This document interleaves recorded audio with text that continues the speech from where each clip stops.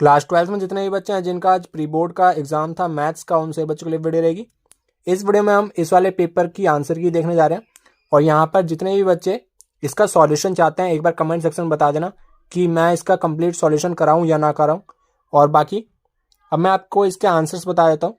Section A से start करते हैं और कमेंट सेक्शन में ये भी बताना कि आपका जो है पेपर कैसा गया। ठीक है, स्टार्ट करते हैं। सेक्शन ए का जो यहाँ पर फर्स्ट क्वेश्चन था ना, यहाँ पर आपको बोला गया था आपको इसकी वैल्यू फाइंड करनी है। तो बहुत ज़्यादा सिंपल सा क्वेश्चन हो गया। यहाँ पर जो है ना, इसको मैं लिख सकता हूँ पाई माइनस कॉज इनवर्स 1/2, जो कि हो जाएगा आपका π/3 प्लस π/6। अब यहाँ पर से इसको कैलकुलेट कर लेते हैं। ये आ जाएगा आपके पास कितना, ये आ गया आपके पास 2π/3 और ये हो गया आपके पास प्लस में π/6। 2 से ऊपर नीचे मल्टीप्लाई करते हैं, ये हो गया आपके पास 4 और ये 5π/6 और यहाँ पर से लिखा था आपके पास cos 5π/6।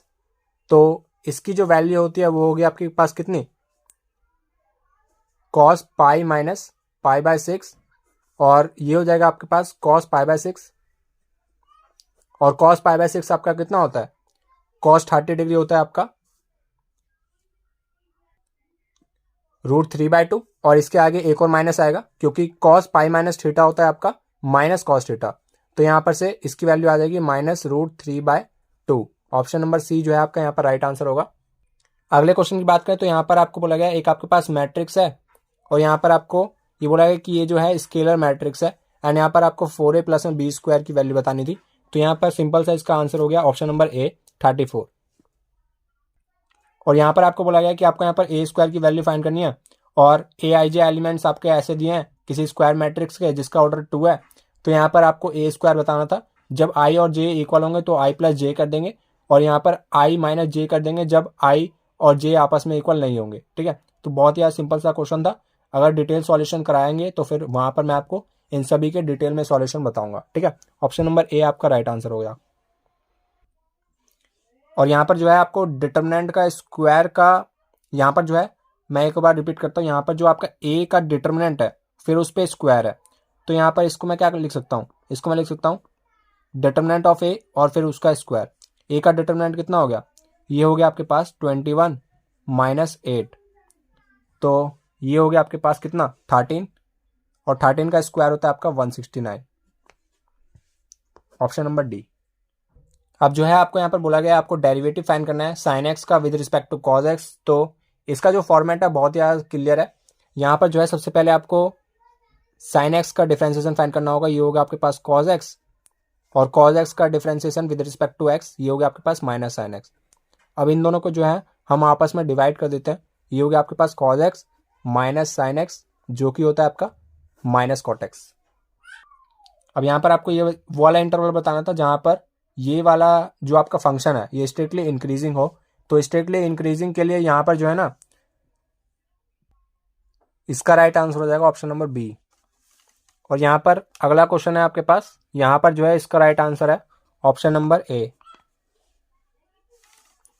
अगला क्वेश्चन तो आपका बहुत ही सिंपल था। यहाँ पर आपको इसका डेरिवेटिव फाइंड करना था विद रिस्पेक्ट टू एक्स। तो यहाँ पर इसको मैं लिख सकता हूँ cause inverse x plus sine inverse x और यहाँ पर ये आपके पास क्या हो गया π/2 और इसका डिफरेंशिएशन क्या हो जाएगा 0। Option A. यहाँ पर आपको प्रोडक्ट बताना था किसका, ऑर्डर और डिग्री का। तो इसका प्रोडक्ट आ जाएगा आपके पास 6, ऑप्शन नंबर बी। अगले क्वेश्चन में आपको बोला गया कि आपके पास ना 2 वेक्टर्स हैं जो कोलिनियर गिवन है और यहाँ पर आपको m प्लस n की वैल्यू बतानी है, ये आ जाएगा आपके पास -1। और यहाँ पर आपको अगले क्वेश्चन में इस वाले वेक्टर का इस पे प्रोजेक्शन बताना था, प्रोजेक्शन आ जाएगा आपके पास 4 एंड यहाँ पर आपको बोला गया कि आपको यहाँ पर थीटा एंगल बताना है जो जेड एक्सिस से बनता है। तो इसका जो थीटा एंगल है वो आपके पास हो जाएगा कितना 45 डिग्री, ऑप्शन सी। अगले क्वेश्चन में आपको इन दोनों लाइंस के बीच में क्या फाइंड करना था, एंगल फाइंड करना था। तो एंगल आ जाएगा आपके पास 90 डिग्री। 2 इंडिपेंडेंट इवेंट्स हैं ए एंड बी और यहाँ पर आपको ए यूनियन बी फाइंड करना है। तो यहाँ पर जो आपका राइट आंसर होगा वो होगा ऑप्शन नंबर डी। बताए तो कैसे होगा, यहाँ पर ए इंटरसेक्शन बी क्या होगा, इंडिपेंडेंट इवेंट है, probability of A into probability of B जो कि हो जाएगा आपके पास ये से कट जाएगा 1/5 आ जाएगा।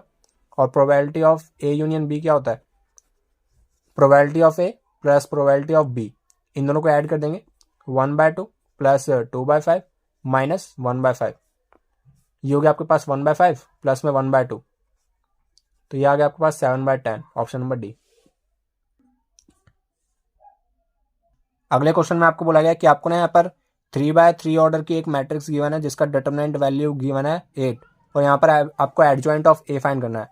मैंने आपको बताया था कि एडजॉइंट ऑफ ए की जो वैल्यू होती है वो होती है determinant of A n-1, where n is order of matrix, order है आपके पास 3 - 1 होता है आपका 2, तो बस आपको डिटरमिनेंट वैल्यू को का स्क्वायर कर देना था, 8 का स्क्वायर होता है आपके पास 64।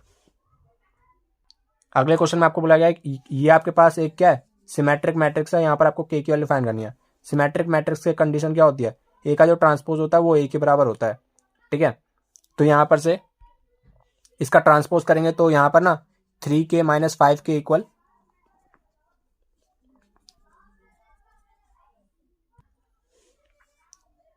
k + 13 आ जाएगा। तो यहाँ पर से 2k बराबर कितना आ जाएगा 18, और k की वैल्यू कितनी आ गई 9, ऑप्शन नंबर ए जो है आपका यहाँ पर राइट आंसर होगा।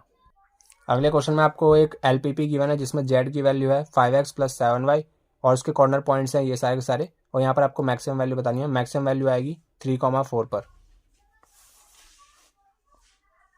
अगले क्वेश्चन में आपको बोला गया कि आपके पास ये कॉर्नर पॉइंट्स हैं और ये आपको इसकी मैक्सिमम वैल्यू बोली गई है कि 2,4 और 4,0 पर आती है। तो यहाँ पर आपको ए और बी में रिलेशन फाइंड करना है, तो a = 2b आ जाएगा। और बाकी इस वीडियो में इतना ही। वीडियो अच्छी लगी तो वीडियो को लाइक कर देना, और अगली वीडियो में इसके कंप्लीट सॉल्यूशन के साथ मिलते हैं। तब तक के लिए जय हिंद, जय भारत।